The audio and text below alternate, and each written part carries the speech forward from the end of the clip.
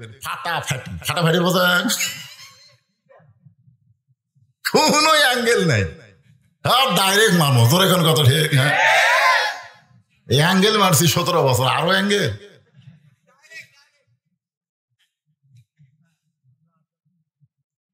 আল্লাহর কোরআনের মধ্যে কোনো সন্দেহ, এ কথা কি মুখে মুখে না অন্তর থেকে? সন্দেহ নাই। এইটা যদি অন্তর থেকে বিশ্বাস করেন তাহলে আল্লাহর এই কোরআনকে আমাদের কিছু সময়ের জন্য একটু দেখা দরকার।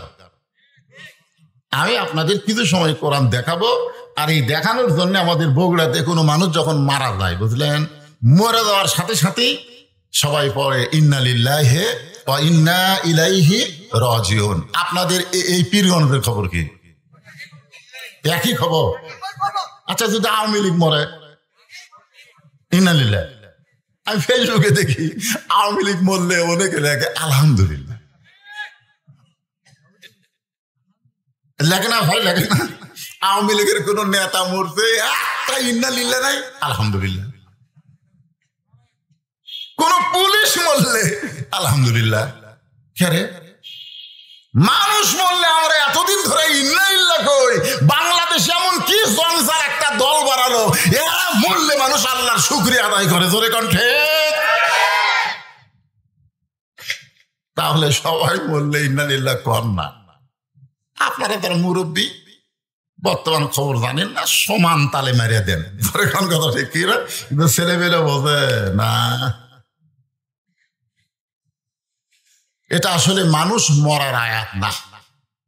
মানুষ মরলে যে আয়াত বলা লাগবে এটা কোরআনে নাই। কোরআনে আল্লাহ বলতেছেন ইজা আসাবাতুহুম মুসিবাতুন ক্বালু ইন্না লিল্লাহি ওয়া ইন্না ইলাইহি রাজিউন। এখন আর বাংলা অর্থ কই? এই বাবা, এই যে মনোযোগ দেশ, ইজা মানে যখন, ইজা মানে আসাবাতুহুম মুসিবা, তোমাদের উপরে তাহাদের উপরে কোনো বিপদ আপদ মুসিবত আসবে। ক্বালু, তখন তোমরা বলবে ইন্না লিল্লাহি ওয়া ইন্না ইলাইহি রাজিউন। এখন আপনারা বলেন, এটা কি মানুষ মরার আয়াত?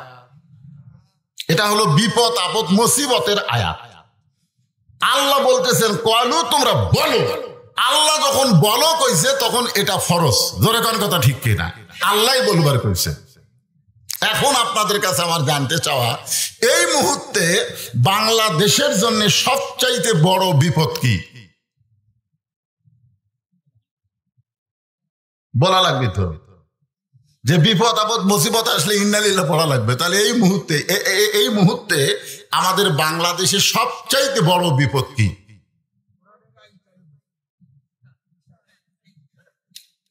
আসলে সামনে যারা বসে, বুঝলেন, তাদের আল্লাহ একটা আলাদা মেজাজ দেয়। মুরব্বী বললেন এই মুহূর্তে সবচাইতে বড় বিপদ হলো মানুষ কোরআনের ওয়াজ শুনবে আবু জেহেলের মতন, কিন্তু কোরআন অনুযায়ী চলবে। আপনারা বলেন তো, কোরআন শোনার 1 নম্বর শ্রোতাকে? আপনারা তো সামনে বসে থেকে ওয়াজ শুনতেছেন, আর আবু জেহেল ওই চোরের মতন চুপি চুপি পিছন থেকে ওয়াজ কোরআন তেলাওয়াত শুনছে, খাড়া হয়ে বসার চান্স হয় না, কেউ বসবারও দেয়।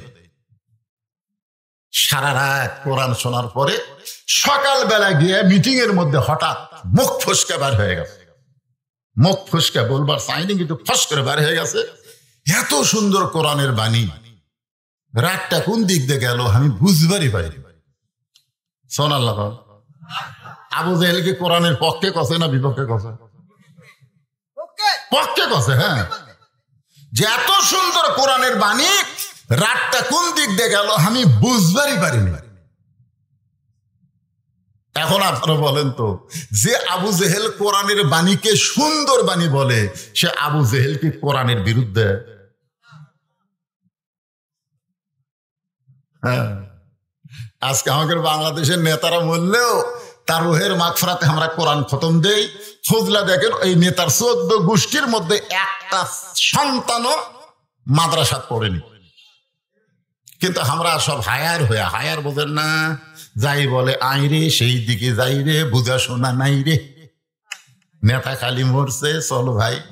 একটু কোরআন সে বুকের মধ্যে নিয়ে যায়, 3 খতম কোরআন পড়ে বলি রব্বানা যালামনা, আল্লাহ এই নেতার জন্য 3 খতম কোরআন পড়লাম, আল্লাহ এর যা সওয়াব হয় নেতাক দাও। 2 কান্দের 2 ফেরেশতা বলে আল্লাহ এরা কি দোয়া করে? তোমার নবী বলেছে যে কোরআনের একটা অক্ষর উচ্চারণ করবে তাকে 10টা করে নেকি দেওয়া হবে। ওই কোরআন পড়াও সারা আর নেকি দেওয়াও সারা। ওই কোরআন পড়া শেষ করছে, নেকি লেখাও শেষ হয়ে গেছে, ওই যে আবার চালান করতেছে। চালান করা বোঝেন না? আল্লাহ ওই নেতাক দেওয়া। আল্লাহ বলতেছে ফেরেশতা তোরা সাক্ষী থাক, কোরআন কোন মরা মানুষের জন্য নয়, কোরআন হলো জীবিত মানুষের হিদায়াতের খোরাক। জোরে বলেন ঠিক কিনা? মানুষ মরে গেছে, আপনি কোরআন তেলাওয়াত করে তাকে জান্নাত দিবেন, সেই জন্য আল্লাহ কোরআন শরীফ দুনিয়াতে পাঠান নাই। আল্লাহ কোরআন সম্পর্কে বলেন অনুনাজ্জিলু মিনাল কুরআনি মা হুয়া শিফাউ ওয়া রাহমাতুল লিল মুমিনিন। আল্লাহু আকবার। সব দলের লোক কয় না পারে। বাংলাদেশে 2টা বড় দল আছে, আওয়ামী লীগ বিএনপি, এরা আল্লাহ আকবার কয় না। ওরকে মিটিং মিছিলের মধ্যে দেখবেন কোনোদিন আল্লাহ আকবার আছে? কথা কন না কেন ভাই? আওয়ামী লীগের কোন মিটিং এ কোন মিছিলে আল্লাহ আকবার শুনছেন? যদি কেউ ভুল করে কয় অকর্মীর মধ্যে থুবি না বাদ দিবে, তাহলে আপনারা কি সেই দলের লোক? আলাইহিম আয়াতুহু জাদাতুহুম ঈমানান। কোরআনের আয়াতের তেলাওয়াত শুনলেই আল্লাহ ঈমানের জজবা বাড়ায় দেয়। আর ঈমানের জজবা বাড়া মানে চুপ থাকা নয়, জবান খুলতে হবে। জোরে বলেন ঠিক কিনা? গত হাটে 1300 টাকা দিয়ে 2 কেজি গোস্ত আনছে। জামাই আইছে, শাশুড়ি বলছে আজকেও গোস্ত আনা লাগবে। ওই 1500 টাকা লেগে গোস্ত লাগ দিয়ে বলতেছে ভাই 2 কেজি দে। গোস্ত আলা 1400 টাকা লিয়া 100 টাকা ফেরত দিচ্ছে। গত হাটেই দিলাম 1300, আজকে আবার 1400 কই বাড়তিছে ভাই। ওই তখন দেখতেছে চুপ করে থাকলে তো কাম হবে না।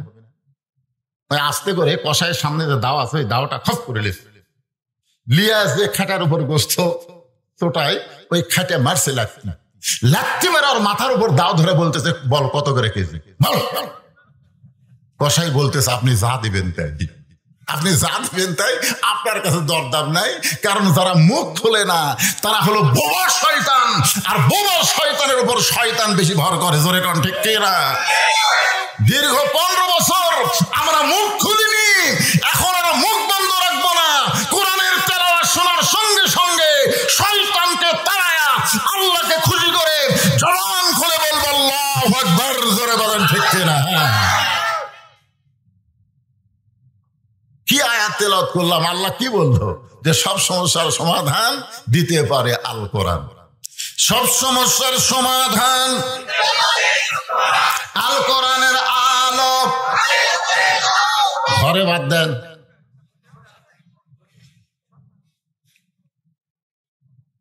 সংসদেও কল লাগবে না। আমি একটা সুন্দর বুদ্ধি দিচ্ছি, আপনারা বলবেন সব জায়গায়, সব জায়গার মধ্যে যদি কোরআন চলে সংসদ বাদ থাকবে। আল কোরআনের আলো, কোরআন হাদিস যেখানে, দুনিয়ার মুসলমান লিল্লাহি তাকবীর।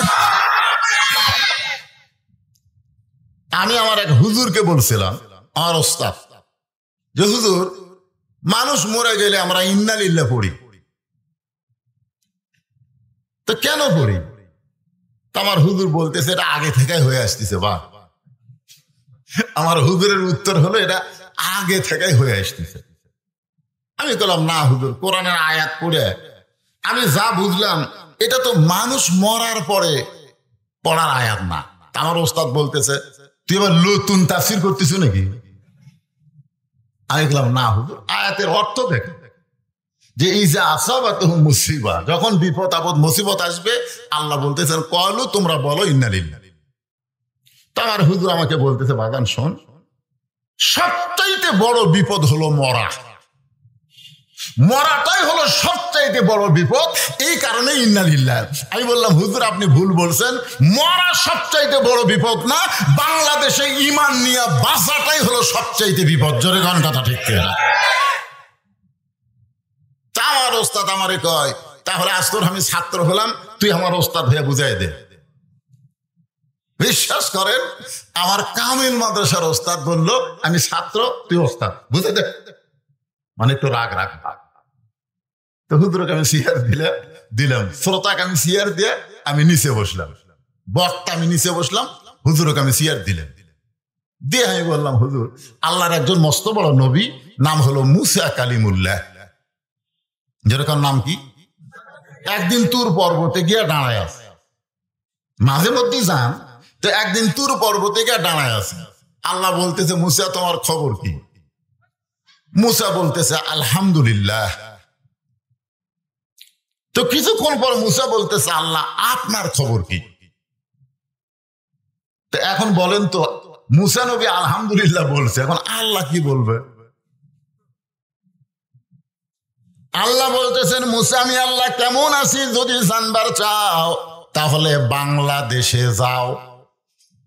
আসলে বাংলাদেশের কথা বলে নাই, আল্লাহ কোরআনে বলেছেন ইযহাব ইলা ফিরআউন ইন্নাহু তাগা। আমি আল্লাহ কেমন আছি যদি জানবার চাও তাহলে ফিরআউনের কাছে যাও। বাংলাদেশের সমস্ত আলেম একমত, ওই মুসার সময় যে ফেরাউন ছিল সেই ফেরাউনের চাইতো খারাপ ফেরাউন আমাদের মাথার উপর দীর্ঘদিন ছিল। জোরে কোন কথা ঠিক? আমি কোরআন দিয়ে আপনাদের বুঝাই দিচ্ছি। এখন আপনাদের হুজুর বলা হয় কেরে ভাই এই জায়গা কার? এই বুঝানোর জন্য, এটা আমার হুজুর, ওই সাইডে যা দেখতেছেন ওটা আমার ভাইয়ের, আর ওই সাইডে আমার চাচার, এটা আমার বাপের। তো সবই যদি তোমাকে হয় আল্লাহ, তখন আল্লাহটা দেখবার গেলে 2 মিনিট হাঁটা লাগবে হুজুর। 2 মিনিট হাঁটা মসজিদের সামনে গিয়ে বলতে তো হুজুর এখানেও আল্লাহর কিছু ছিল না, এখানেও আল্লাহর কিছু ছিল না, আমার চাচা 10 শতক আল্লাহ দান করছে, আর আমরা টাকা পয়সা দিয়ে আল্লাহ ঘর বানিয়ে দিছি। তখন ফেরেশতা কয় আল্লাহ এটা কোন দেশ, যে দেশে তোমার কোনো জায়গা নাই, ওর চাচা দিলে তোমার জায়গা হয়, আর ওরা টাকা পয়সা দিয়ে তোমার ঘর বেড়ে দেয়, ওই দেশের নাম কি? আল্লাহ বলতেছে ওটাই তো ফেরাউনের দেশ।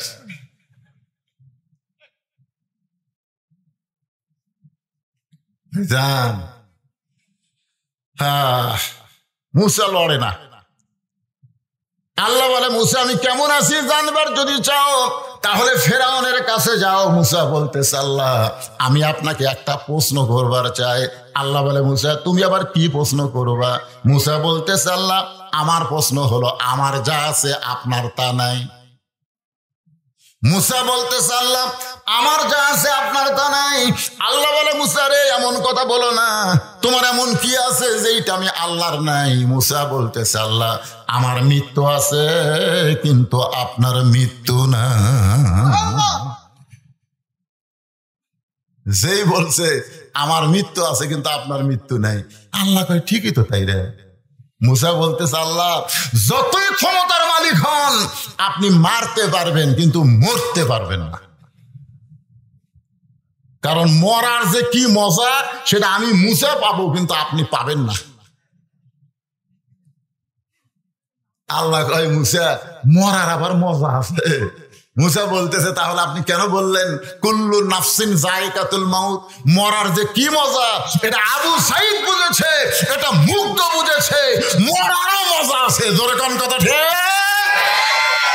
যখন আইবি সাহেব স্বরাষ্ট্রমন্ত্রীকে বলতেছে এই দেখেন ক্যামেরা দেখেন, আমরা গুলি করি একজন মরে ওই জায়গায় আর একজন খাড়া হয়, আমরা আশ্চর্য হয়ে গেলাম যে একজন মরে গেল ও মারে বাবারে কবি আর সব ভয়ে দৌড় মারবি, এটা না একটাও লড়ে না, আরো 10 জন এসে খাড়া হয়। যারা দুনিয়া থেকে বাংলাদেশ থেকে এই 5ই আগস্ট জুলাই বিপ্লবে যারা চলে গেছে এরা মরার মজা বুঝেছে, এরা আসলে মরে নাই, এরা মৃত্যু নামক দরজা দিয়ে জান্নাতে প্রবেশ করেছে। জোরে কোন কথা ঠিক কিনা? ভাইজান মরবার চান না। আল্লাহ বলে মুসা মৃত্যু তোমার কাছে কেমন মনে হয়? মুসা বলতেছে আল্লাহ দুনিয়ার জীবনে যত নিয়ামত আমাকে দান করেছেন, 1 নম্বর নিয়ামতের নাম হলো মৃত্যু। আপনি আমাকে নবী করেছেন, আপনি আমাকে কালিমুল্লাহ দিয়েছেন, আপনি আমাকে লাঠি দিয়েছেন, যা বলি লাঠি তাই হয়ে যায়।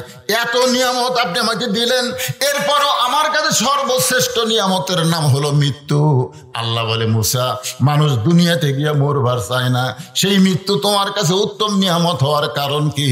মুসা বলতেছে আল্লাহ কারণ হলো 3টা। জোরে বলেন কয়টা? এই ছেলে তোর দুইজনের কি হলো রে?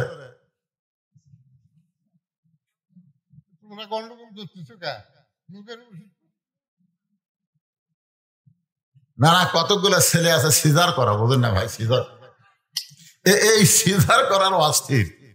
হ্যাঁ এই যে এ বসে আছে, আমি আছি, আমরা 4টে সিজার, বোঝেন?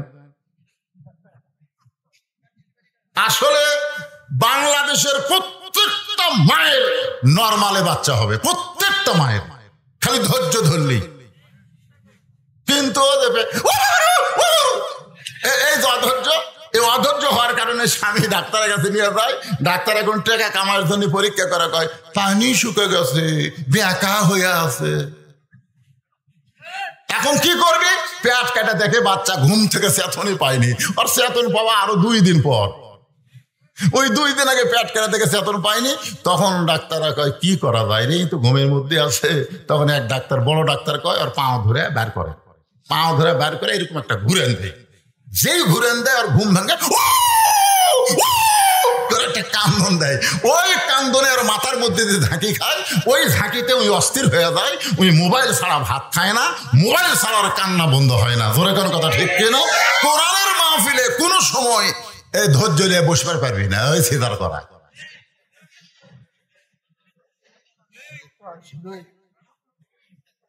না না যারা উঠতেছিল আগেকার কথা, এখনো লাগে না, এখনো সিজার লাগে। কি মন খারাপ করতেছেন? মৃত্যুকে মুসা নবী পছন্দ করে কয় কারণ? এই 3টা কারণের উপরে আমি আজকে ওয়াজ করব। মৃত্যুকে পছন্দ করার 3টা কারণ। আল্লাহ বলে মুসা 3টা কারণ কি আমার একটু বলো।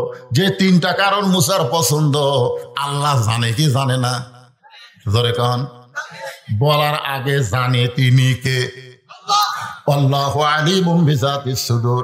আল্লাহ জানার পরেও মুসাকে বলতেছে মুসা মৃত্যুকে পছন্দ করার 3টা কারণ বলো। মুসা বলতেছে আল্লাহ 1 নম্বর কারণ হলো আপনি যে এত সুন্দর জান্নাত বানায় রাখছেন, সেই জান্নাতে যদি যাবার চাই মরা ছাড়া যাওয়ার কোনো রাস্তা নাই। আপনারা বলেন তো যে জান্নাতের জন্য আমরা সবসময় দোয়া করি, এই জান্নাতে কি জ্যাতা অবস্থায় যাওয়া যাবে? মরে তারপরে যাওয়া লাগবে। জোরে কোন ঠিক কেন? তাহলে জান্নাতে যাইতে গেলে মরা, জোরে কোন, জান্নাতে যাইতে গেলে মরা লাগবে। আমি যেই বলবো জান্নাতে যাইতে গেলে কি চাই, আপনারা সকলেই বলবেন মরতে চাই। বলতে পারবেন না ভাইজান? জান্নাতে যাইতে গেলে কি চাই? আরো জোরে জোরসে বলেন। আমি পীরগঞ্জ থানার পুলিশকে বলতেছি আসো আসো, যেই মাহফিলের প্রত্যেকটা শ্রোতা মরার মিছিল করে, সেই মাহফিলের কোন শ্রোতা বাতিলের সঙ্গে আপোষ করবে না। জোরে কোন কথা ঠিক না? আসো, কারণ আমরা মরবার চাই। যারা মরবার চায় তারা অন্যায়ের সাথে আপোষ করার কোনো সুযোগ নেই। আপনারা মনে করতেছেন হুজুর এখনই মর্ম, এখনই মরবেন না, কিন্তু মরা লাগবেই। যখন মরা, আল্লাহ কোরআনে বলেন ইয়া আইয়ুহাল্লাযীনা আমানু তাকুল্লাহা হাক্কা তুকাতিহি ওয়া লা তামুতুন্না ইল্লা ওয়া আনতুম মুসলিমুন। রে ঈমানদার বান্দারা, ঈমান গ্রহণ করার পরে তোমাদের 1 নম্বর শর্ত হলো আল্লাহর ভয় করা লাগবে। আমরা মনে করি ঈমান গ্রহণ করার পরে নামাজ, আমরা অনেকেই বলি ইমানের পরে হলো নামাজ। তুমি যতই নামাজ পড়ো, তোমার ভয় যদি আল্লাহর কলিজার মধ্যে না থাকে, তোমার নামাজ কবুল হবে না। এখনই আসরের নামাজ পড়ে মনে করেন জমির ধান দেখবার গেছে, ধান দেখবার যায় দেখে ওপর জমির পানি, নিচে ওর জমির পানি নাই। উপরে জমির খালি পানি চলমল করতেছে, নিচে ওর জমির পানি নেই। ওই আসরের নামাজ পড়নে আলা লোকটা চারিদিকে তাকাছে, কেউ নাই। আস্তে করে বসে জমির আল কেটে দিয়ে ওই পানি দিয়ে হাত ধোছে, ধুয়ে দাঁড়িয়ে চারিদিকে তাকায় বলতেছে আলহামদুলিল্লাহ, কেউ দেখেনি। আপনারা বলেন আউয়াল কিন্তু নামাজ পড়িছে, নির্বাচন কমিশনের আউয়াল কিন্তু কপালত করা নামাজ পড়িছে। একসময় 18%, একসময় 22%, ঘুমোতে আছে, এখন পায় 40% ভোট আছে। জোরে কর কথা ঠিক কিনা? 18 সালে সকালবেলা এসে দুইজন গল্প করতেছে। 18 সালে তুই কয়টা মারছিস? কে রে, ভোট হবি দিন। আর সকালে গল্প করছে কয়টা মারছো? আমি 2 মুড়ি মারছি ভাই, আমি 1 মুড়ি মারছি। কেউ দেখেনি। আরে পাগলা, দরজা জানলা বন্ধ, দেখবি কে?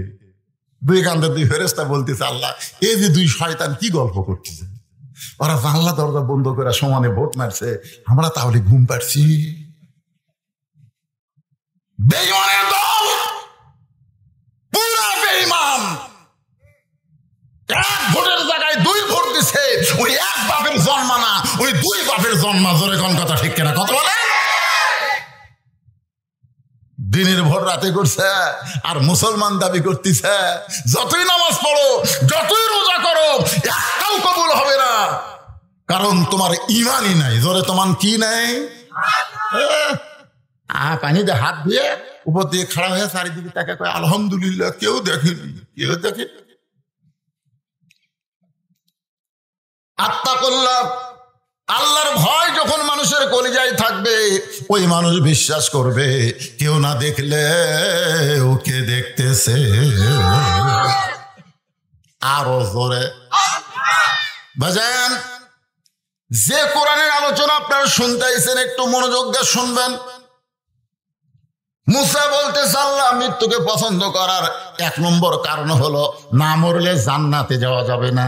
আল্লাহ বলে মুসা বুঝতে পারলাম, এখন 2 নম্বর কারণ।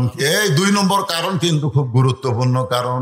মুসা বলতেছে আল্লাহ মৃত্যুকে পছন্দ করার 2 নম্বর কারণ হলো আমার মৃত্যুটা কেবলমাত্র আপনার জন্যই আমি বাজেট করেছি। সুবহানাল্লাহ, জোরে খান। এই মুহূর্তে আমরা যখন আমি বলবো আমরা মরবো কার জন্যে, সকলে কি বলবেন? আমরা মরবো কার জন্যে? আরো জোরে, জোরসে বলেন। আল্লাহর জন্য যারা মরবে, আল্লাহ বলতেছে তাদের মৃত্যু নাই। মতিউর রহমান নিজামী নাম শুনছেন? ওনাকে যখন উকিল বলতেছে যে আপনি জামাত ইসলামের একটা আমির, আপনি খালি প্রেসিডেন্টের কাছে একটা দরখাস্ত লেখেন, প্রেসিডেন্ট আপনাকে জামাত ইসলামের আমির হওয়ার কারণে মাফও করে দিতে পারে, আপনার ফাঁসির দণ্ড মওকুফ হয়ে যাবে। মতিউর নিজামী মুচকি মুচকি হাসে। উকিল বলে হাসেন কেন? বলে হাসার কারণ হলো তোমার কথা শুনে। প্রেসিডেন্টের কাছে বাঁচার দরখাস্ত লিখতে আমি আমার জীবনে 3টা প্রেসিডেন্টকে জীবিত অবস্থায় মরা দেখছি। কয়টা? প্রেসিডেন্ট ক্ষমতা থাকা অবস্থায় মরা দেখছি। একটা হলো বঙ্গবন্ধু শেখ মুজিবুর রহমান, একটা হলো জিয়াউর রহমান, একটা হলো জিল্লুর রহমান। যে প্রেসিডেন্টেরা ক্ষমতা থাকতে নিজেরাই মরে যায়, তাদের কাছে বাঁচার দরখাস্ত কোনো ইমানদার লেখে না। ধরে কোন কথা ঠিক? উকিল বলতেছে তাহলে আপনার ফাঁসি হবে। মতিউর রহমান নিজামী, মুজাহিদ, কামরুল ইসলাম সহ এমনকি সালাউদ্দিন কাদের বিএনপির, তিনিও বলেছেন আমাদের ফাঁসি হবে কিন্তু মৃত্যু হবে না। মারাত্মক কথা, ফাঁসি হবে মৃত্যু হবে না। তার দলিল কি? আল্লাহ কোরআনে বলেন, ওয়ালা তাকুলু লিমান ইউকতালু ফি সাবিলিল্লাহি আমওয়াতুন বাল আহইয়াউ ওয়ালাকিন লা তাশউরুন। আপনারা বলেন এই আয়াতের বাংলা অর্থ কি? আল্লাহ রাস্তায় যারা জীবন দেয়, যুবকেরা মনোযোগ দিয়ে শোনো বাজান, আমরা মুজিব চাচার দেশ দেখেছি, দেখিনি? হ্যাঁ জোরে কান, আপনারা দেখেন না, আমি দেখছি। আমরা শহীদ জিয়ার শাসনও দেখছি। শহীদ জিয়া খুব ভালো মানুষ আসলে পারে, আসলে অল্প দিন শাসন করছে, কিন্তু বেচারা যখন দুনিয়ার থেকে বিদায় নিল, তার একটা ভাঙ্গা সুটকেস, কিছুই ছিল না। মানে সব দেশের জন্য করেছে, নিজের জন্য কিছুই করেনি। এই জন্য অনেক আলেমরা জিয়া রহমানকে হযরত উমরের মতো বলতো, ধরে খান সুবহানাল্লাহ। আমি তখন খুব ছোট ছিলাম। আমরা এরপরে দেখলাম আপনাকে রংপুরের চাচা, এর সাথে ঘরে চাচা কই, আপনারা কি করেন? মামা, আপনার মামা। আচ্ছা, এই মানুষটা অত্যন্ত ভালো মানুষ ছিল। ভালো মানুষ হওয়ার পিছনে কারণ হলো, আগে খ্রিস্টানদের রবিবার দিন ছুটি ছিল। আগে কিন্তু যারা সরকারি চাকরি করছে রবিবারে ছুটি ছিল, কিন্তু এরশাদ বললো না, আমরা মুসলমান, আমরা খ্রিস্টানদের রবিবারের ছুটি মানি না, আজ থেকে ছুটি হবে জুমার দিন, শুক্রবার। ধরে কেন সুবহানাল্লাহ।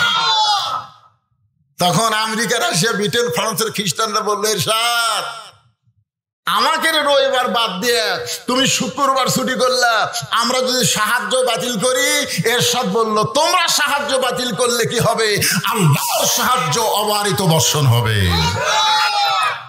এরশাদ চাচা যখন শাসন করছে, তখন মসজিদের কারেন্টের বিল দেওয়া লাগেনি, মাদ্রাসার কারেন্টের বিল দেওয়া লাগেনি। ভালোই ছিল, কিন্তু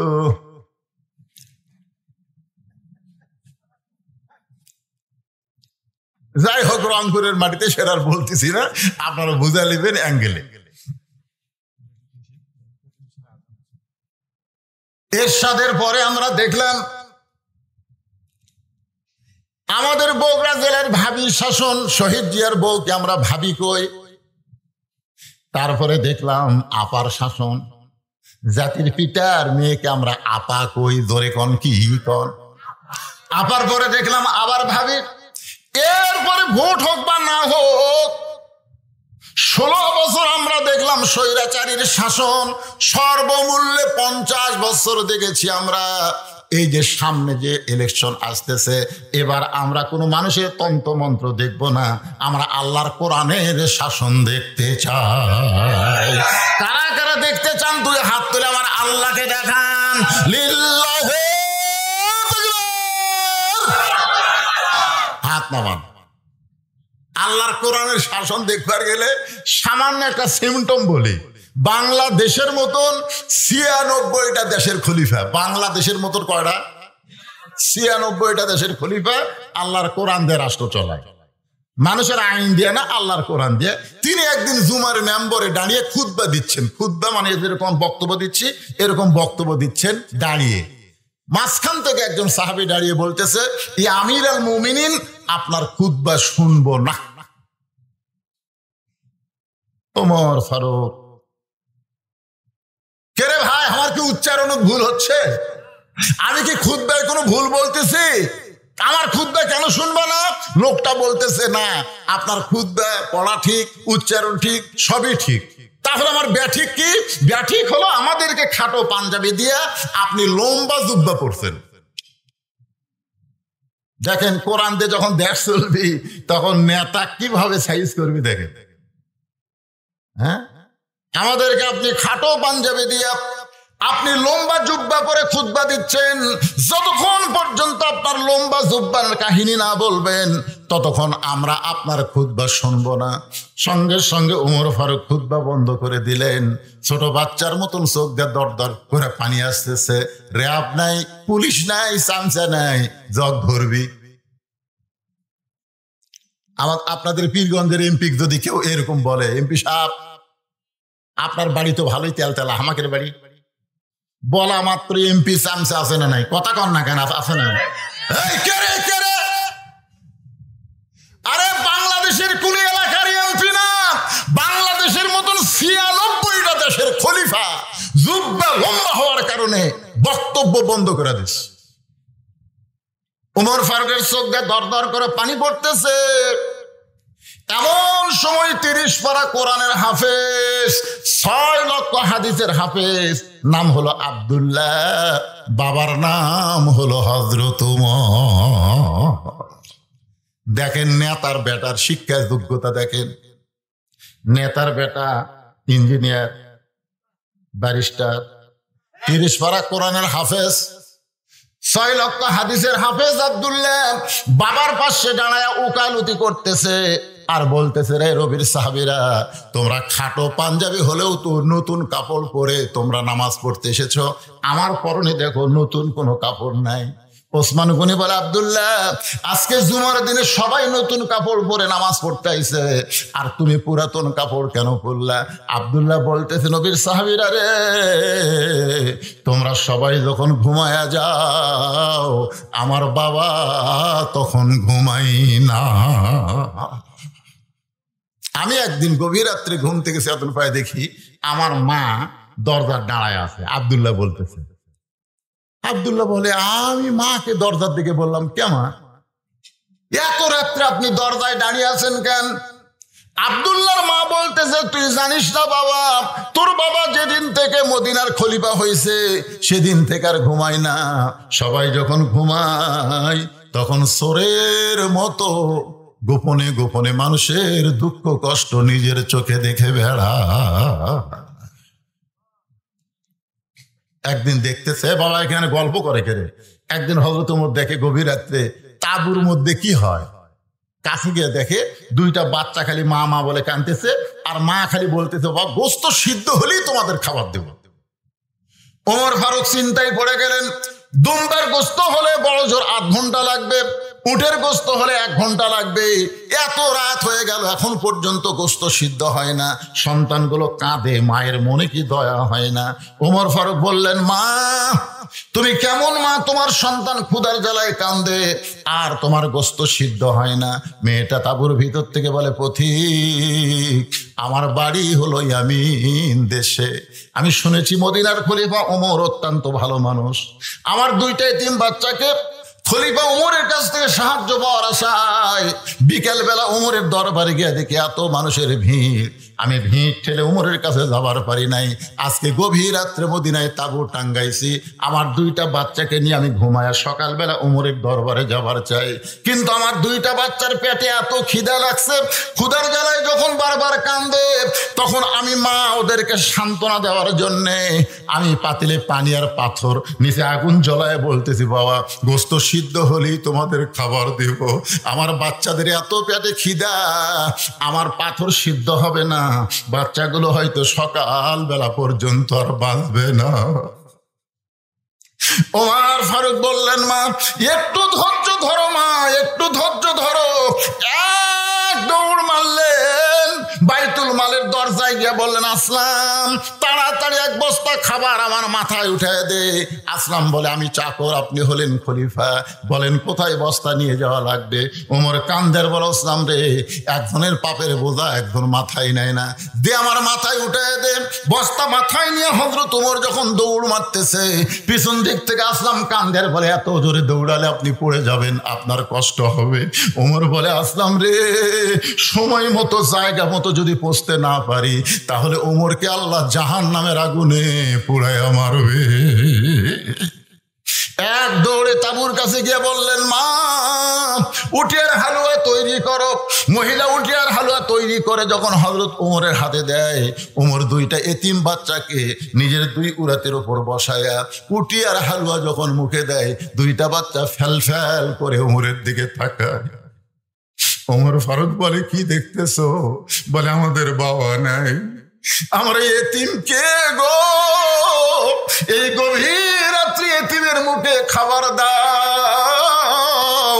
আর আইতাল্লাযী ইউকাযযিবু বিদ্দীন ফাযালিকাল্লাযী ইয়াদুল ইয়াতীম ওয়ালা ইয়াহুদ্দু আলা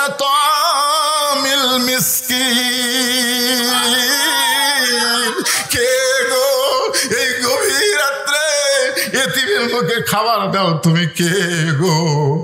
ওমর ফারুক দুই হাত তুলে আল্লাহর কাছে বলে, আল্লাহ এই অধমকে তুমি জাহান্নাম থেকে বাঁচায় দাও, এই অধমকে তুমি জাহান্নাম থেকে বাঁচাও। মা ভিতর থেকে বলে, কে গো পথিক?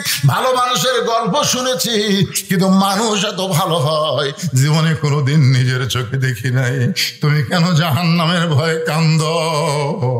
মদিনাতে যদি উমরকে আল্লাহ খলিফা না বানায়া তোমাকে যদি মদিনার খলিফা বানায় দিত, আমি একজন ভিনদেশী মহিলা বলতেছি, মদিনা আল্লাহর জান্নাত হয়ে যেত। আব্দুল্লাহ বলে, রে নবীর সাহাবীরা রে, তোমরা সবাই যখন ঘুমাও আমার বাবা তখন ঘুমায় না। গভীর রাতে আমার বাবা আমার দরজায় এসে ডাকতেছে, আব্দুল্লাহ আব্দুল্লাহ আব্দুল্লাহ। আমি আব্দুল্লাহ দরজা খুলে তাকাই, দেখি বাবার হাতে একটা নতুন জামা। আমি খুশি হয়ে বললাম, বাবা বাইতুল মাল থেকে একটা জামা আমাকে দিছে বাবা। গভীর রাত্রে আর একটা জামা আমাকে দিবার আইছেন, নেতার বেটা হওয়ার মধ্যে লাভ আছে। আব্দুল্লাহ খুশি হয়ে বলতেছে, বাইতুল মাল থেকে আমার একটা নতুন জামা দিছে, গভীর রাত্রে আর একটা দিবে রাইছেন, নেতার বেটা হওয়ার মধ্যে লাভ আছে না নাই? আমাদের এলাকার চেয়ারম্যানের বেটা R15 হুন্ডালে বেড়ায়। রে, বাংলাদেশের মতন 96টা দেশের নেতা খলিফা, তার বেটার লাভ নাই? একটা বাইতুল মাল থেকে দিছে আর একটা গভীর রাত্রে দিবার আইছেন। সঙ্গে সঙ্গে ওমর ফারুক আল্লাহর কোরআন থেকে তেলাওয়াত করলেন, ইন্নাল্লাহা ইয়ামুরুকুম আন তুআদ্দুল আমানাতি ইলা আহলিহা ওয়া ইযা হাকামতুম বাইনান নাস আন তাহকুমু বিল আদল। চিল্লায়ে বলেন আল্লাহু আকবার। 6 বছর আম বাগানে চাষ করে জ্যৈষ্ঠ মাসে দেখতে গেছে আম পাকছে কিনা। যাই দেখে গাছের ডালে বসে এক ছেলে পাকা আম পাড়তিছে আর ব্যাগের মধ্যে ঢুকাচ্ছে। বাগানের মালিক বলে, আরে আমি খাইনি, আমার পরিবারের কেউ খায়নি, আর তুই আমার গাছে ধরে আম পাড়তেছিস, তোর বাপকে গিয়া বিচার দিব। ছেলে খালি মুচকে মুচকে হাসে। বাগানের মালিক বলে, হাসিস কেন? বলে, আমার বাপ কোথায় খুঁজবে, কোথায় গিয়ে বিচার দিবেন? আমার বাবাও তো আর এক গাছে চড়ছে। বাগানের মালিক মাটির বসে কান্দের বলে, আল্লাহ বিচার দিমু কার কাছে? বেটাও চোর, বাপও চোর, আমাদের 15 বছর বিচার দিব কার কাছে? সব শালাই চোর। তোরে কোন কথা ঠিক? বিচার দেওয়ার কোন জায়গায় ছিল? আমাদের মতন আলেমদেরকে বিনা দোষে ধরছে। আমির হামজা এখন আর ওয়াজ করবার পারতেছে না। 3 বছর জেলে, তাকে যে কি করছে আল্লাহ ভালো জানে। একটা তরুণ ছেলে, আমার ওয়াজের বয়স হচ্ছে 41 বছর, আর ওর জন্মের বয়স হচ্ছে 32 বছর। আমি 41 বছর হলে ওয়াজ করতেছি, তাও সে সাটায় ঘড়ি ধরে ওয়াজ করি না। তোরে কোন কথা ঠিক কিনা? আমি 20 মিনিট ওয়াজ করে কই আমি চিনবার পারতেছি না। কি আমি হামজা কি দোষ করতে? মামুনুল হক কি দোষ করছে? ইউসুফ নবীর মতন বিনা দোষে জুলাইখা যেরকম জেলখানায় বন্দি রাখছিল, এটা আরেক জুলাইখা। জোরে কোন কথা ঠিক না? জোরে বলো। কোন বিচার ছিল না, বিচারককে যা বলেছে তাই করছে। ভালো মানুষগুলোকে অন্যায় ভাবে ফাঁসি দিয়েছে। জোরে কোন কথা ঠিক? কথা বলেন, কথা বলেন। ওয়াজ হচ্ছে ইন্না লিল্লাহর উপর, কথা কর না কেন?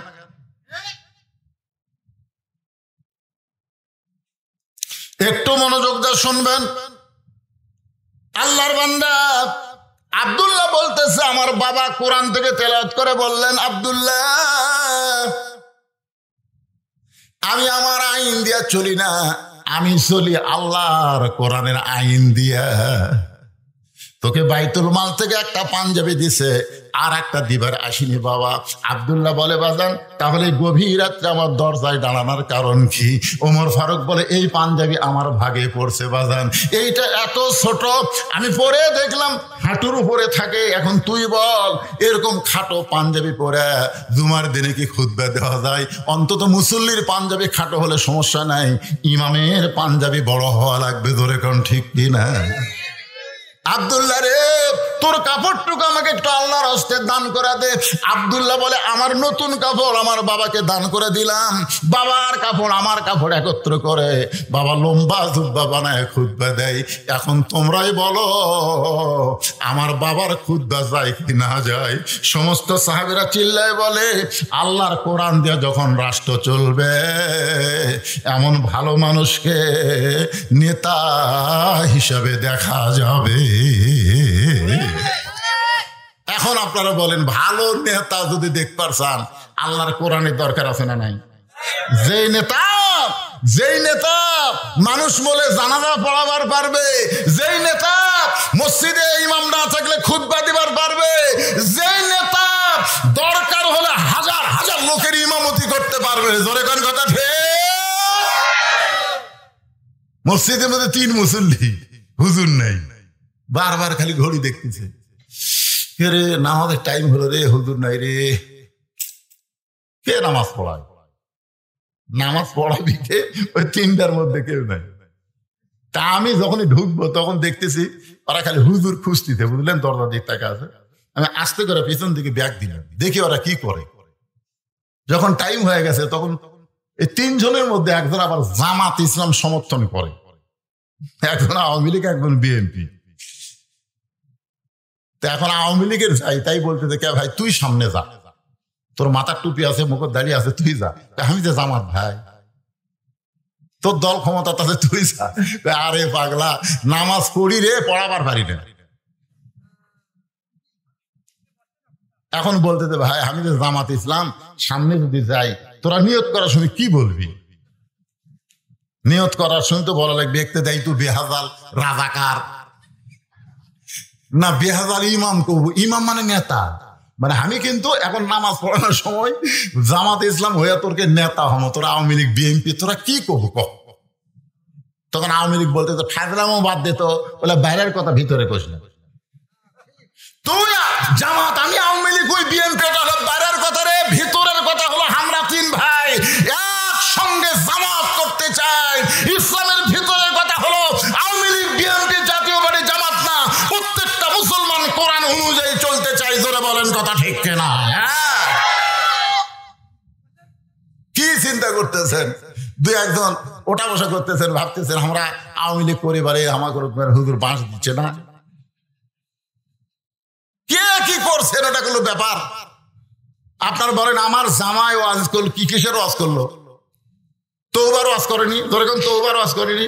এখানে অনেক আল্লাহর বান্দা আছে, এখানে অনেক আল্লাহর বান্দা থাকতে পারে যারা এখন পর্যন্ত এশার নামাজ পড়েনি। কথা কয় না রে, কথা কয় না। এশার নামাজ না পড়ে যারা ওয়াজ শুনতেছে, এরা যদি ফজরের আগে মরে যায় কোন দল? না না না না, আওয়ামী লীগ নামাজ পড়ে, এখনই ওয়াজ করেন কি আওয়ামী লীগ নামাজ পড়ে না? পড়ে। আপনারা বলেন তো ভাইজান, যারা এশার নামাজ পড়েনি, ফজরের আগে মরে গেল, এরা কোন দল হয়ে মূল? বেনামাজি কোন দল? সেটাই জানেন না। আমি বুখারী শরীফ, মুসলিম শরীফ থেকে 3টা হাদিস বলবো, ধরে কোন কয়টা? আপনারা দেখেন তো হাদিস গুলা কি কয়। প্রথম যেটা বলতেছি এটা বুখারী এবং মুসলিম শরীফ 2 হাদিসের মধ্যে আছে, বাইনাল আবদি ওয়াল কুফরি তরকুস সালাত, বান্দা আর কাফেরের মধ্যে পৃথক করার বিষয় হলো নামাজ। আর একটা হাদিস বলি, এটা হলো বুখারী শরীফের হাদিস, মান তারাকা সালাতু মুতাম্মিদান ফাকাত কাফারা, ইচ্ছা করে একটা ওয়াক্ত নামাজ যারা বাদ দিল এরা কুফরি করলো। আর একটা হাদিস হলো লা সালাতা লা ঈমানা, যার নামাজ নেই তার ঈমানই নেই। কি মন খারাপ করতেছেন? কেবল ঘড়ি 11:15 বাজতেছে ভাইরে। কি বাবা কিছু বলবে? চলুক, মানে মুসা নবীর 3টা মনে আছে না? ভুলে গেছে, কেবল 2 নম্বরত মাল মারতেছি। শেষকারটা যে কি মজা, বুঝলেন? শেষকারটা হবে কুল জাল হাক্ক ওয়া যাহাকাল বাতিল ইন্নাল বাতিলা কানা যাহুকা। মুসা নবী মৃত্যুকে পছন্দ করে কয় কারণ? জোরে বলেন কয় কারণ? 1 নম্বর কারণ হলো না মরলে জান্নাতে যাওয়া। এই হিসাবে আমরা সবাই মরতে চায়, কথা কর না, ভুলে গেলে ওয়াজ হবে। এই হিসাবে আমরা সবাই এখন আমার মা বোনেরা পর্দার অন্তরালে চুপ করে থেকে চিন্তা করতেছে, এ পর্যন্ত হুজুর আমাকে একটা ওয়াজও করলো না। ধরে খান কথা ঠিক কিনা? আমার মায়েরা চিন্তায় পড়ে গেছে, এতদিন পর বদরশিদ আসলো কিন্তু একটা কথাও আমাদের বললো না। আমি মা বোনদের জন্য 4 লাইন ওয়াজ কর্ম, ধরে কোন কয় লাইন? আপনাদের ধৈর্য ধরে বসে থাকা লাগবে, কারণ মা যদি ভালো হয় পেটের সন্তান ইসলামী আন্দোলনের কর্মী হবে, আর মা যদি খারাপ হয় পেটের বাচ্চা মেসি নেইমারের ভক্ত।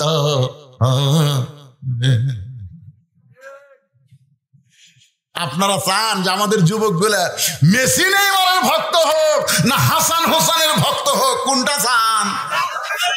হাসান হোসেনের ভক্ত যদি আমরা চাই, আমাদের মাগুলোর ভালো হওয়ার দরকার আছে না নাই? এই জন্য 4টা লাইন। গভীর রাত্রে খাদিজাতুল কুবরা আল্লাহ রাসূলের হাত ধরে কাঁদতেছে। রাসূল ঘুম থেকে চেতন পায়, বলে খাদিজা কাঁদেন কেন? বলে কান্দার কারণ হলো যে কোনো সময় আমার মৃত্যু হবে, মৃত্যুর আগে আমার কি কোনো খবর নাই? রাসূল বলেন, খাদিজা এই দুনিয়াতে 10 জন পুরুষকে আল্লাহ জান্নাতের সার্টিফিকেট দিয়েছে, আজকে শুনে নাও আল্লাহ 10 জন নারীকে জান্নাতের সার্টিফিকেট দিয়েছে। পুরুষের মধ্যে 10 জন হলো আবু বকর, ওমর, ওসমান, আলী, এইভাবে 10 জন। আর নারীদের মধ্যে 1 নম্বর হলো খাদিজাতুল কুবরা। পুরুষের মধ্যে 1 নম্বর জান্নাতের নাম কি? জোরে কোন ভাই, নাম কি? কে রে ছেলে পেলে তোমরা হাসে রে ভাই, কি রে? পুরুষের মধ্যে 1 নম্বর জান্নাতের নাম কি? আবু বকর। জোরে বলেন নাম কি? 2 নম্বরের নাম কি? উমর। জোরে কোন 2 নম্বরের নাম কি? আল্লাহ রাসূল বললেন, খাদিজা নারীদের মধ্যে 1 নম্বর জান্নাতে হলো খাদিজাতুল কুবরা। সঙ্গে সঙ্গে মা খাদিজা মুস্কি মুস্কি হাসতেছে। আল্লাহ রাসূল রসিকতা করে বললেন যে আপনি তো জান্নাতের 1 নম্বর, তাহলে জান্নাতের 2 নম্বর কে হলে ভালো হয়? পুরুষের মধ্যে জান্নাতের 2 নম্বর উমর, তাহলে নারীদের মধ্যে জান্নাতের 2 নম্বর কে হলে ভালো হয়? আপনারা বলেন তো, রাসূল জানে কি জানে না? জানে, কিন্তু বইয়ের সাথে রসিকতা করতেছে। আল্লাহ নবী নিজের বইয়ের সাথে রসিকতা করছে রে, ভাবির সাথে করেনি, ভাবির সাথে করেনি। আর আমাদের গুলা বইয়ের সাথে টাইম নেই। ভাবি আপনার মনে হয় বিয়ে হয়নি, তোর ভাবির কাছে এত তারিফ করে ওভার ডিউটি করবার চাচ্ছ? আল্লাহ রাসূল নিজের বিবির সাথে রসিকতা করেছেন। একদিন গভীর রাত্রে আয়েশাকে বললেন, আয়েশা এত ঘুমাল আপনি? আয়েশা বলে, হুজুর কি করবেন? বলে চলো আমরা মরুভূমির দৌড়াদৌড়ি করি। জোরে কোন সুবহানাল্লাহ। আয়েশাকে নিয়ে রাসূল মরুভূমিতে দৌড়াদৌড়ি শুরু করলেন। একসময় আয়েশা ক্লান্ত হয়ে নবীর উরাতে মাথা দিয়া শুয়ে পড়লেন। রাসূল বলে, আয়েশা এইটা তো ঘর না, এইটা হলো মরুভূমি।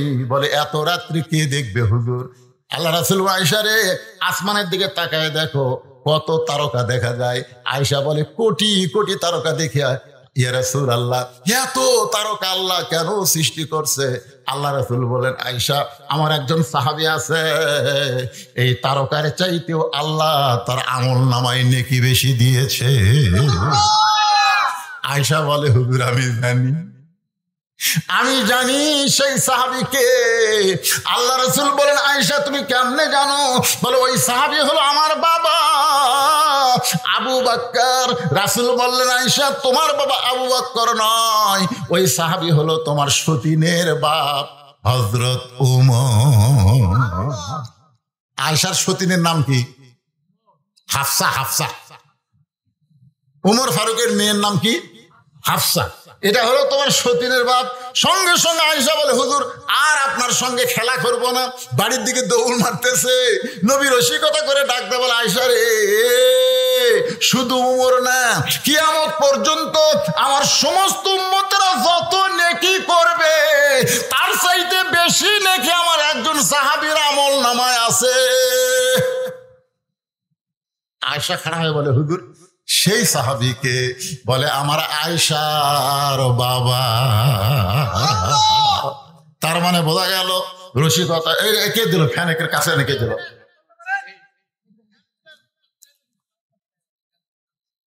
আল্লাহর বান্দার একটু খেয়াল করবেন, নবী রসিকতা করে খাদিজাকে বলতে যে খাদিজা, আপনি যদি জান্নাতের 1 নম্বর হন তাহলে জান্নাতের 2 নম্বর কে?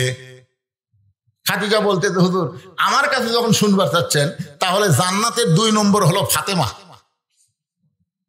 কি বলছে? এই কথা থেকে আল্লাহ 4টা মেয়ে দিছে, রোকেয়া, জয়নাব, কুলসুমা, ফাতেমা। তো আপনি কুলসুমা, রোকেয়া, জয়নাবের কথা না বলে সরাসরি ফাতেমার কথা বলতেছেন, তার মানে? খাদিজা বলে হুজুর, আপনি তো বাপ, আপনি বুঝবেন না কোন সন্তান কেমন এইটা বাবা জানে না, এইটা জানে তার মা। জোরে গান ঠিক কিনা? হ্যাঁ, আমার এলাকার এক ছেলে কয় হুজুর 11 মাস আমার খিদা লাগে না, রোজার মাসে খালি খিদা লাগে। হুজুর কোন তো এই ব্যারামের ওষুধ কি? এই ব্যারামের ওষুধ হলো তোর মাও। তোকে আমার মাও কেমনে? বলে তোর মা কি বেঁচে আছে? কয় আছে। যা যা শোন, যা। আর মায়ের কাছে গিয়ে বলে, মা 11 মাস আমার খিদে কম, কিন্তু রোজার মাসে খালি খিদা লাগে, কারণ কি? তখন মাও বলতেছে তোর দাদি তুই যখন পেটে আসলি রোজার মাসে তোর দাদি আমাকে জোর করে রোজা থাকবার দেয়নি। আমার কাছে বৌমা রোজা থাকলে পেটের বাচ্চা শুকে যাবি, খালি তুই কি তাজা ছোঁয়ার জন্য রোজার মধ্যে আমি খাচ্ছি রে, আমি একলা খাইনি, তুইও খাচ্ছি। এই যে রোজার মাসে তোর খাওয়ার অভ্যাস আছে, এই জন্য তুই পেটের বাইরে আসাও, ওই পেটের মধ্যেও যা, বাইরে আনতে। যে মা পেটে বাচ্চা নিয়ে 5 ওয়াক্ত নামাজ পড়ে, তার ছেলে কোনোদিন বেনামাজি হয় না। জোরে কোন কথা ঠিক? এই জন্য একটা খ্রিস্টান নেপোলিয়ন বলেছে, তোমরা যদি ভালো একটা সন্তান চাও, ভালো একটা বাপের দরকার, ভালো একটা মায়ের দরকার। আমি সেই মা করে একটু 4টা মিনিট ওয়াজ করতেছি, রাগ করতেছেন? ওরা আবার মন খারাপ করবি, ওরকে ওয়াজ করা লাগবে না? কিসের কুলসুমার? হ্যাঁ, কুলসুমার ওয়াজ না হলে জারি। এখন আসেন যে কথাটা বলতেছি, আল্লাহ নবী বলেন, খাদিজা আপনি যে ফাতেমাকে 2 নম্বর জান্নাতি বলতেছেন, আমি নবী বলতেছি ফাতেমা জান্নাতি না, ফাতেমা জান্নাতি না। খাদিজা চমকে বলে, হুজুর ফাতেমা যদি জান্নাতে না হয় তাহলে ফাতেমার খবর কি? রাসূল বললেন, ফাতেমা হলো জান্নাতি নারীদের নেত্রী। খাদিজা বলে, রাসূলুল্লাহ আমি হলাম মা, আমি মা হয়ে 1 নম্বর জান্নাতি, আর আমার পেটের মেয়ে ফাতেমা জান্নাতি নারীদের নেত্রী, তার মানে ফাতেমা আমারও নেত্রী। রাসূল বলে, খাদিজা খালি তুমি না, যারাই মেয়েরা জান্নাতে যাবে সমস্ত নারীদের নেত্রী হবে ফাতেমা, সাইয়্যিদাতুন নিসায়ে আহলিল জান্নাহ। খাদিজা বলে, রাসূলুল্লাহ কোন আমলের কারণে ফাতেমাকে আল্লাহ জান্নাতি নারীদের নেত্রী বানালো, সেই আমলটা কি? আল্লাহ রাসূল বলে, খাদিজা তুমি কি বলতে পারো ফাতেমা জন্ম নেওয়ার সময় তোমার কি খবর? খাদিজা বলে, ইয়া রাসূলুল্লাহ ওই আল্লাহর শপথ করে বলতেছি, কুলসুমা যখন জন্ম নিয়েছে আমার প্রসব বেদনা হয়েছে, রোকেয়া যখন জন্ম নিয়েছে আমার প্রসব বেদনা হয়েছে, জয়নাব যখন জন্ম নিয়েছে আমার প্রসব বেদনা হয়েছে, কিন্তু ফাতেমা যখন জন্ম নিল আমার কোনো প্রসব বেদনা হয়নি।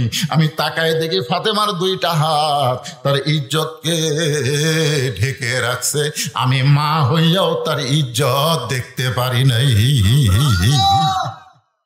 আল্লাহ রাসূল বলে, খাদিজা রে শুধু জন্মের সময় ফাতেমা পর্দা নিয়ে জন্মগ্রহণ করে নাই, ফাতেমা পর্দার মধ্যে বড় হবে, এই ফাতেমা পর্দার মধ্যে এই দুনিয়া থেকে বিদায় নিবে। যেদিন ফাতেমা দুনিয়া থেকে বিদায় নিবে রাতের বেলায় হযরত আলীকে বুকের মধ্যে চাইপা ধরে বললেন, স্বামী গো আল্লাহ পাক আমার দোয়া কবুল করেছে। আলী বলতে যে, ফাতেমা দোয়া কবুল করেছে? কোন দোয়া? বলে, আমি দোয়া করেছি আল্লাহ ফাতেমার মৃত্যুটা পর্দার মধ্যে দিও, আল্লাহ তাআলা পর্দার ভিতরে রাত্রে আমাকে মৃত্যু দিবে। আলী বলতে যে, ফাতেমা রে যে সারা জীবন পর্দা করে করেছে, আল্লাহ তাকে পর্দার মধ্যেই তো মৃত্যু দিবে। তবে কোন দিন? ফাতেমা বলতেছে আল্লাহ পাক আমারে জানাইছে আজকে গভীর রাত্রে আমার মৃত্যু হবে। যেই বলছে গভীর রাত্রে মৃত্যু হবে, গাছের গোড়া কাটলে গাছটা যেমন পড়ে যায়, হযরত আলী তেমনি পড়ে গেলেন ঘরের মাঝায়। মা ফাতেমা আস্তে করে গিয়া স্বামীর মাথাটা উড়াতে নিয়া কপালে একটা চুমু দিয়ে বলে, স্বামী গো, এমন করে আপনি কাঁদবেন না, কারণ আসলে যাইতে হবে, কিন্তু যেদিন ডাক পড়িবে। সবাই গজলটা জানেন না? কিন্তু যেদিন ডাক পড়িবে আমরা কেউ জানি না, জোগাড় কিছু করছো বন্ধু তার মাঝে বিছাইতে। আমাদের সবাইকে যাইতে হবে। ওগো স্বামী, আমি চলে যাব, আমার 3টা চাওয়া আপনার পুরা করা লাগবে। আলী বলে, কি চাওয়া? বলে, 1 নম্বর চাওয়া হলো রাতের অন্ধকারে আমাকে দাফন করা লাগবে। আমি রাতের বেলা মরবো, দিনের বেলা দাফন করলে আমার খবর মানুষ জানতে পারবে। রাতের অন্ধকারে দাফন করা লাগবে। আমার 2 নম্বর চাওয়া হলো আমার কোনো জানাজার ব্যবস্থা করবেন না। আলী বলে, ফাতেমা রে, তুমি নবীর কলিজার টুকরা, তোমার জানাজার খবর শুনলে হাজার হাজার মানুষ দোয়া করবে। ফাতেমা বলতেছে, হাজার মানুষের দোয়ার আমার দরকার নাই।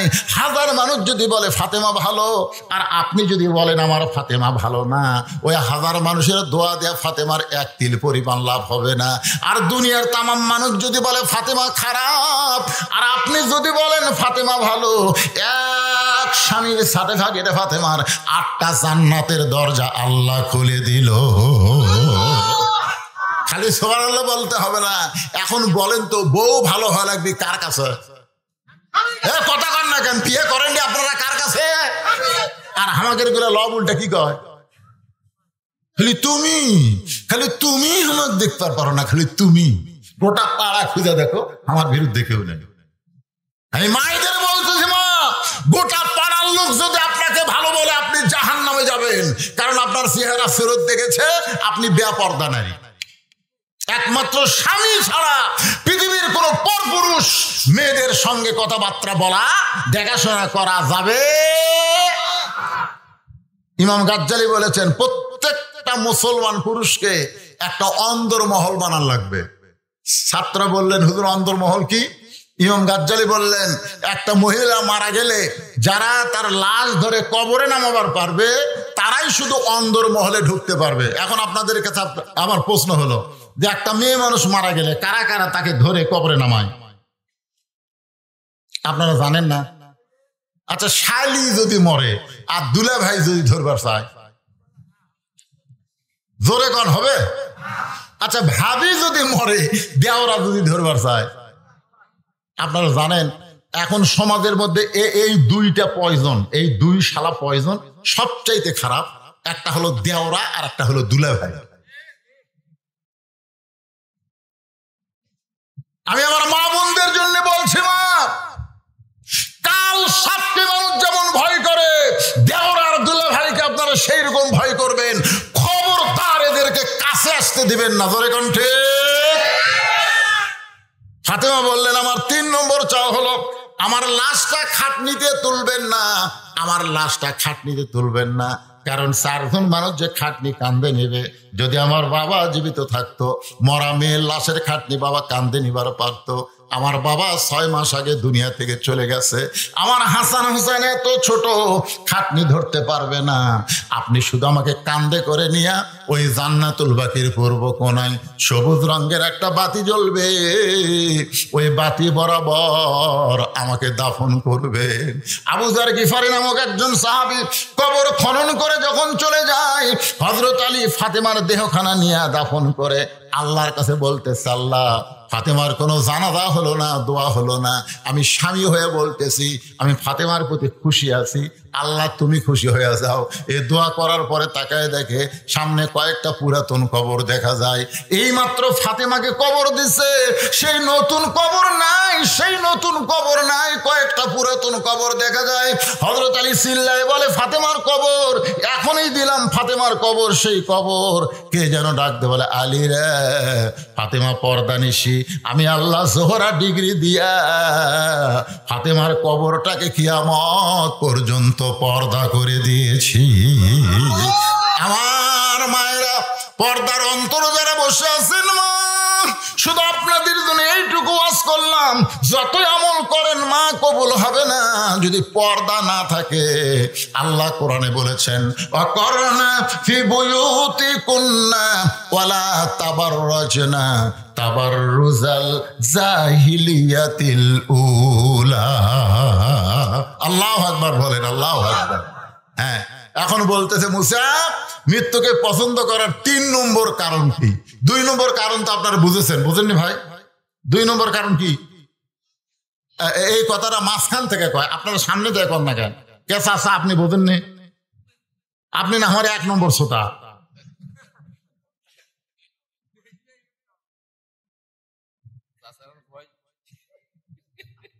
আপনি তো বুঝছেন, বোঝেননি বাবা?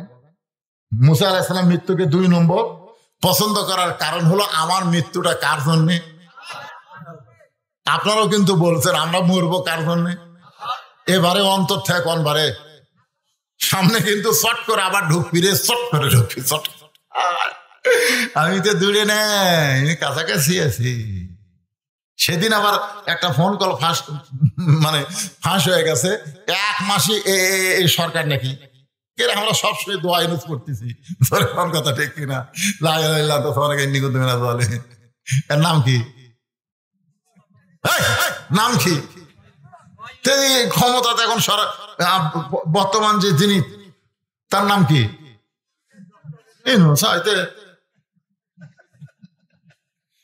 দোয়া ইউজ করলে বিপদ যায়। বর্তমানে বাংলাদেশের কেয়ারটেকার প্রধানের নামের কারণে, কামের কারণে আল্লাহ যেন আর কোন বিপদ সামনে না দেয়। ধরে কণ্ঠে মারাত্মক ওয়াজ। আল্লাহ বলে মুসা রে, মৃত্যুকে পছন্দ করার 3 নম্বর কারণ কি? এটা তো একটা কারণ হবে ভাই। ফাটাফাটি তো ঘড়ির দিকে তাকাচ্ছি আর ওয়াজ করতেছি, কেবল আমার ঘন্টায় ঘন্টা 2 ঘন্টা হলো। হ্যাঁ, 10:30, 9:30 থেকে 11:30 বাজছে। আপনারা যদি চান আমি কি আপনাকে ছুঁয়ে উঠে যাবো?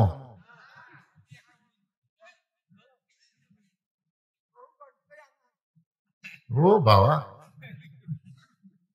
কেরে পিছনারা খাড়া হয়ে থাকলো কে বাজান? এ ফাটাফাটি 3 নম্বর, বসো বসো বসো। আর চাপান যাবি না, রাত 11:30 আবার চাপান। শোনেন, এই মুসা নবী মৃত্যুকে পছন্দ করে 3 নম্বর কারণ বলার আগে আমি আপনাদের কাছে একটু মসজিদের জন্য হাত বাড়াবো, মাত্র 5টা মিনিট। এখন যদি বলেন হুজুর যাই যাই, যেই বলবেন যাই, তখন আপনি নাই। বলেন তো কি নাই? আহা, প্রথম মদিনাতে হিজরত করার পরে রাসূল যে ঘরটা বানালেন সর্বপ্রথম, সেই ঘরের নাম হলো মসজিদে কোবা। এই যে আমার ভাই নামাজ পড়ছে,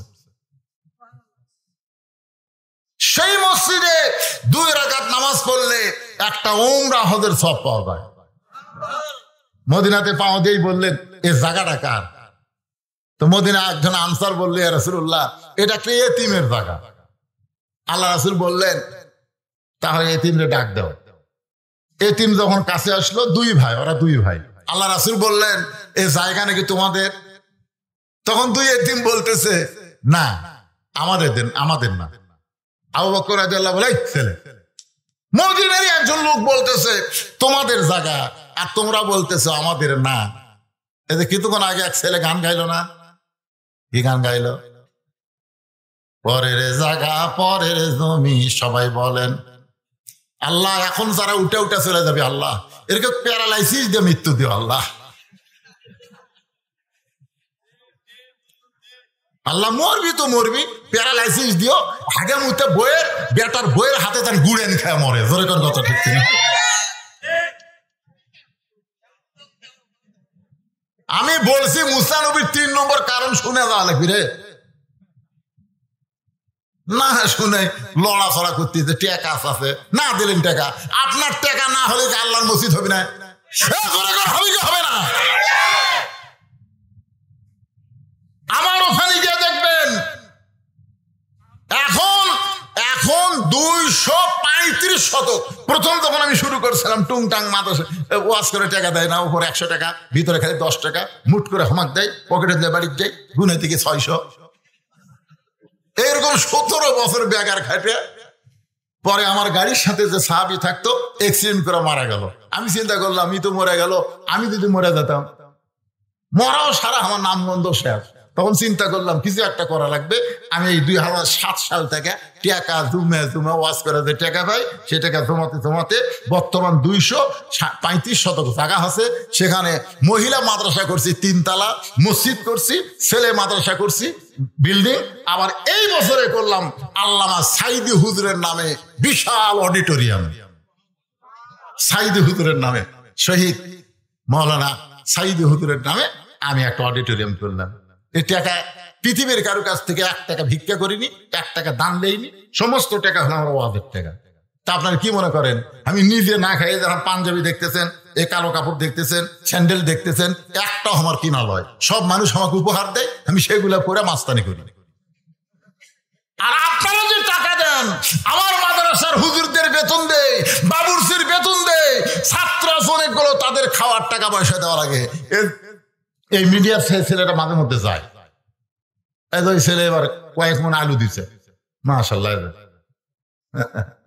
ভাইজান বেশি লোক লাগে না ভাই, উঠে যায় না।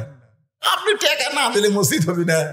এটা এমনও লোক আছে একজনে একটা মসজিদ বানায় দিবার পারে। জোরে কোন কথা ঠিক ঠিক উঠে যান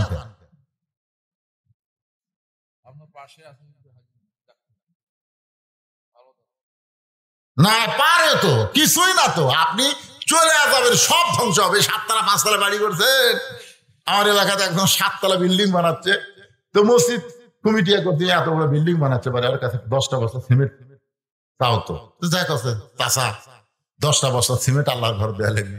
তখন 2 কান ধরে বলতে দে ভাই আল্লাহর শপথ আমার হাতত কিছুই নেই। কত বড় কথা, ওই 7 তলা বাড়ি করতেছে, ওই বাড়ি করতে ওর অভাব হচ্ছে না, কিন্তু আল্লাহর ঘর মসজিদে কিছুই নাই ভাই। আর 2 কান্দের 2 ফেরেশতা বলতেছে আল্লাহ এই শয়তানের কান্দ থাকবো, এর কান্দ থেকে আমরা লেখবো কি লেখবো আল্লাহ? এর তো লেখার কিছু নাই, এই দুনিয়ার বাড়ি বানাই কোটি টাকা দিয়া, আর তোমার ঘরের 10 বস্তা সিমেন্ট দিয়ে আমার হাত খেলু, আর কান্দর থেকে আমি লেখবো কি? খামার খার কান্দর থাকবার পারবো না। আপনারা কি মনে করতেছেন আল্লাহর ঘর মসজিদের কি খবর ভাই? কি কদ্দুর কি না ভাই?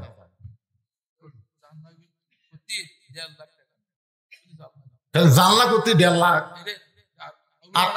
আর সব পারবেন, জানলা লাগবে আল্লাহর ঘরের জানলা। আচ্ছা এখানে এই গ্রামের নাম হচ্ছে চক্করিমের। কারা কারা আছেন হাত তোলেন তো দেখি। চক্করিমের এবারে হাত তোলেন রে, হাত তুলিয়ে দেওয়া লাগবে তা বলতেছে না।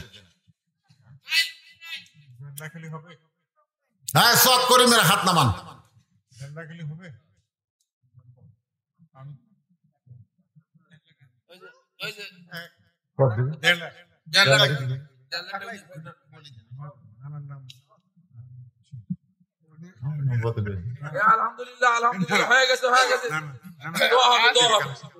আচ্ছা ঠিক আছে।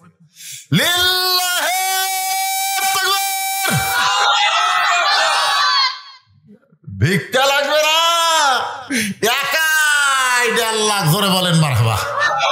কসে আমাকে 1.5 লাখের উপর লাগবে না।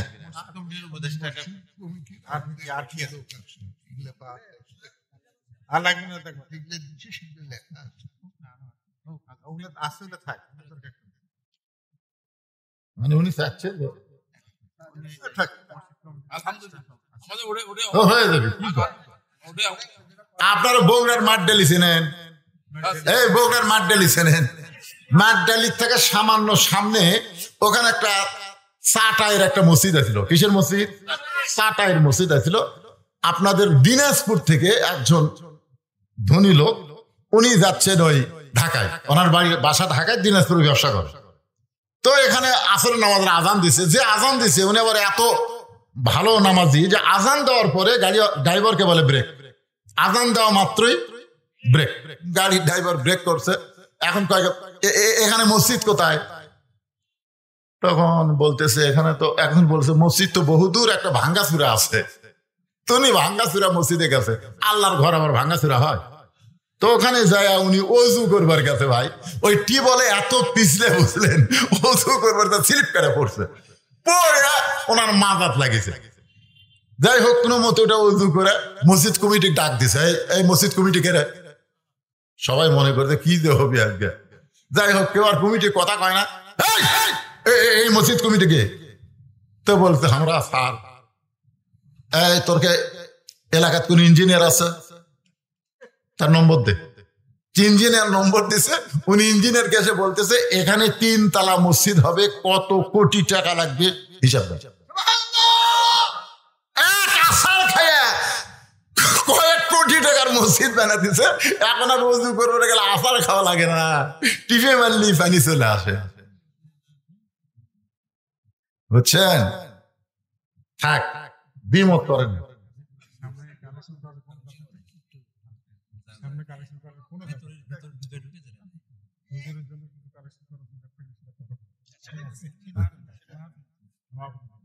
আচ্ছা ঠিক আছে, আপনারা অনেককে দিবার চান। উনি বলতেছেন যে মাহফিলের জন্য যদি কেউ কিছু দেয় তাহলে আপনাদের মধ্যে থেকে দিতে পারেন, মসজিদের জন্য আর কিছু চাওয়া লাগবে না। মুসা আলাইহিস সালাম মৃত্যুকে পছন্দ করার 3 নম্বর কারণ আমি বলতেছি। তার আগে ভাই, আপনাদের মধ্যে কেউ কি এমন আল্লাহর বান্দা আছে যে হুজুর আমি 1000 টাকা মাহফিলের জন্য দিলাম, হুজুর আমি দিলাম 500 টাকা, আমি দিলাম 100 টাকা 200 টাকা, এরকম কেউ আছেন? আছেন কেউ? কোন ভাগনা? কেবারে ভাগনা? শাকিল মিয়া দিছে? মাশাআল্লাহ, 500 টাকা মাহফিলের জন্য উনি তো দিলই মসজিদের জন্য। নানাক দিলেন 500 টাকা, আল্লাহ কবুল করো। ওনার নানার নাম রশিদ, আমও বলতো রশিদ, এখানে কয় নানা আমার লাইফ আলহামদুলিল্লাহ, আল্লাহ কবুল করেন। ধরে কান আমি আরো ধরে বলেন আল্লাহুম্মা আমিন। আর কেউ আছেন ভাই? যান, যারা দিবেন দেন, তাড়াতাড়ি দেন, ওয়াজ শুরু করা লাগবে। আবার দেন, যে যা পারেন আল্লাহর রাস্তায় দান করেন। ভেতরে গামছা দেওয়া দেয় করছে।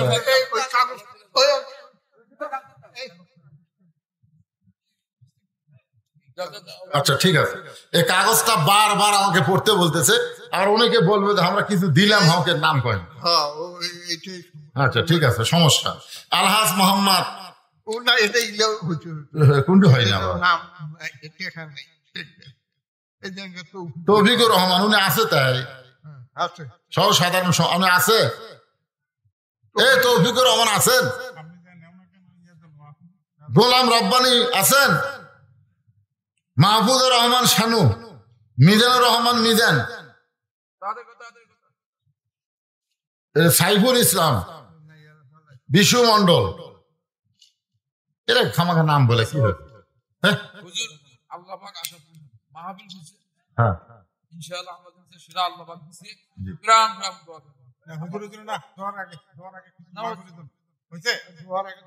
এই যে তুলতেছে, দেন দেন দেন দেন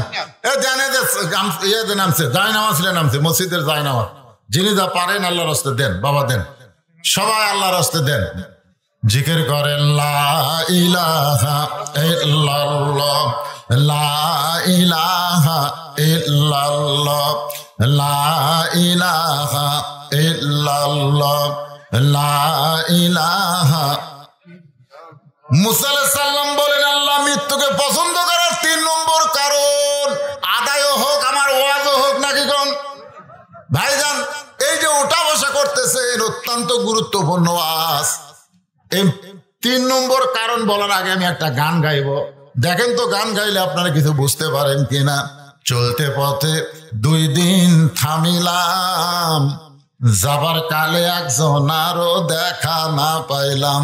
ও আমার সাদের মালা যায় রে ছিঁড়ে, রইব না আর বেশি দিন রে। ডাক দিয়াছেন দয়াল না কয়ে আল্লাহ কন, ডাক দিয়াছেন আল্লাহ আমারে, রইব না আর বেশি দিন তোদের মাজারে।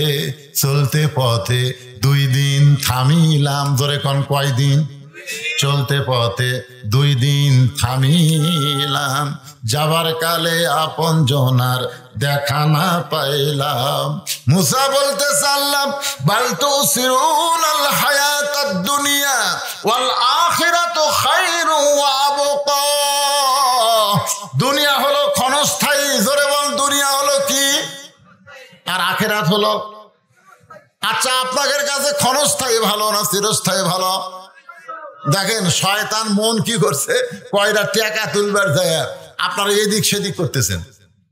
আরে টাকা না দেন, টাকা না দেন, কিন্তু কথাগুলো কি গুরুত্ব আছে না নাই? একটু গুরুত্ব দিয়ে শোনেন রে ভাই, না শুনলে কি বুঝবেন? মারাত্মক কথা বলতেছি তো আমি, কি লিয়া যাবেন? হ্যাঁ, ওই যে আমরা ছোটবেলার গান শুনছি, কিন্তু যেদিন ডাক পড়িবে, কিন্তু যেদিন ডাক পড়িবে কবর মাঝে যাইতে, জোগাড় কিছু করছো বন্ধু তার মাঝে বিছাইতে। মুসা বলতে আল্লাহ মৃত্যুকে পছন্দ করা 3 নম্বর কারণ হলো ক্ষণস্থায়ী জীবনের পরিসমাপ্তি হবে, মৃত্যুর পরে চিরজীবন পাওয়া যাবে। আপনারা বলেন তো আপনাদের কাছে ক্ষণস্থায়ী ভালো না চিরস্থায়ী ভালো?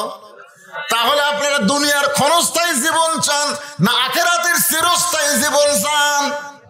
কারা কারা চান? আল্লাহকে 2 হাত দেখান। আল্লাহ বলেছেন হাত নামান, বাল তুসিরুনাল হায়াতাদ দুনিয়া ওয়াল আখিরাতু খায়রু ওয়া আবকা। ভাই, আখিরাতের জীবনে ভালো কিছু পাবার গেলে এই কামটা দুনিয়াতে করা লাগবে, আর দুনিয়াও মাজরাতুল আখিরা।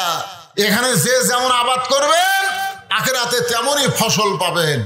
আমরা আগামীতে আর কোনো মানুষের তৈরি আইন দিয়া বাংলাদেশের আবাদ করতে চাই না, আমরা আল্লাহর কোরআনের আবাদ চাই। আল্লাহ যেন আমাদের জন্য কবুল করে, জোরে করে আমিন। হ্যাঁ, লম্বা সময় আলোচনা না, যতটুকু শুনলাম। আল্লাহ ফজরের নামাজ আমাদেরকে জামাতের সঙ্গে আদায় করা তৌফিক দান করুক। সকলে বলে আল্লাহুম্মা আমিন। আস্তাগফিরুল্লাহাল্লাযী লা ইলাহা ইল্লা হুয়াল হাইয়ুল কাইয়্যুম ওয়া আতুবু ইলাইহি। আপনাদের কারো কোনো বক্তব্য আছে? আপনার কিছু আছে বলেন? আল্লাহুম্মা আমিন। আচ্ছা, আল্লাহুম্মা আমিন। আয় আল্লাহ, হাজার হাজার নরনারী পুরুষ